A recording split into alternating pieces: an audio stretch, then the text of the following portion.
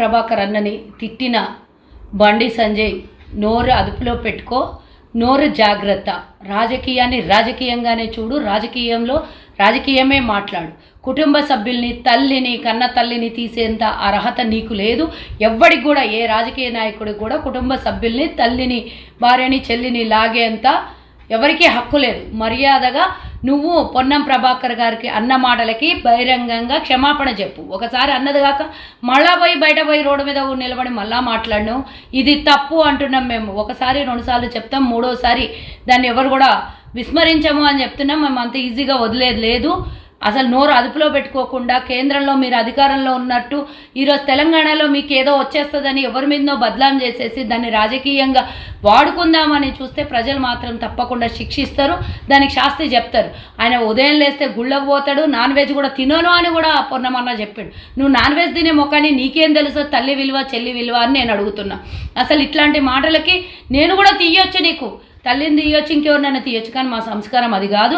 మాకు సంస్కారం నేర్పలేదు. ఎవరు కూడా ఇట్లాంటిది మాట్లాడడానికి బాగుండదు, సభ్యతంగా ఉండదు అని నేను చెప్తున్నా. పొన్నమన్నని తిట్టినందుకు మర్యాదగా మీరు మీ బీజేపీ పార్టీలు పక్కన ఉండి ఎవడైతే నవ్వుతున్నారో ఆ విధవలందరూ కూడా క్షమాపణ చెప్పాలి. నువ్వు ముక్కు నేలకు రాయాలి. మళ్ళోసారి హుస్నాబాద్లో కాలు పెట్టి నువ్వు ప్రచారం ఎట్లా చేస్తావో కూడా అక్కడ ప్రజలు చూస్తారు నీకు.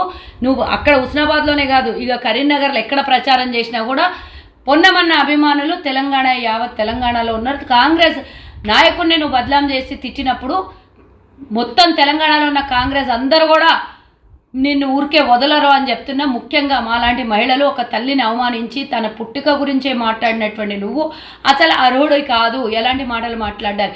ఇంకా ఆత్మక్షోభిస్తుందంట, ఇంకోటి మాట్లాడుతున్నావు. అసలు నీకు మీ బీజేపీ పార్టీకి ఆత్మలున్నాయా?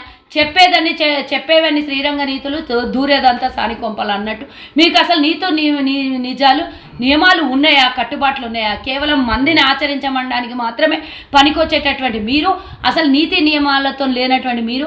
బండి సంజయ్ గతంలో కూడా నోరు చాలా జారినవు, ఇప్పుడు కూడా నువ్వు పొన్నమన్న విషయంలో నోరు జారుతున్నావు. ఆయన అందరితో కలుసుకొని పోయే సామాన్య మానవులాగా ఉంటాడు తప్పించి ఆయన ఒక మంత్రిలాగా ఎక్కడ కూడా అహంకారం చూపించలేదు.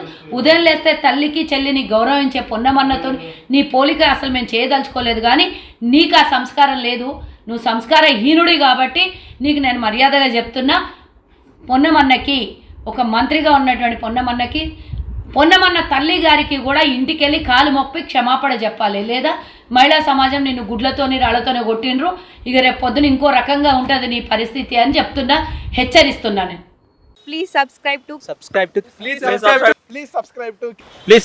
KTV Telugu. KTV Telugu KTV Telugu channel.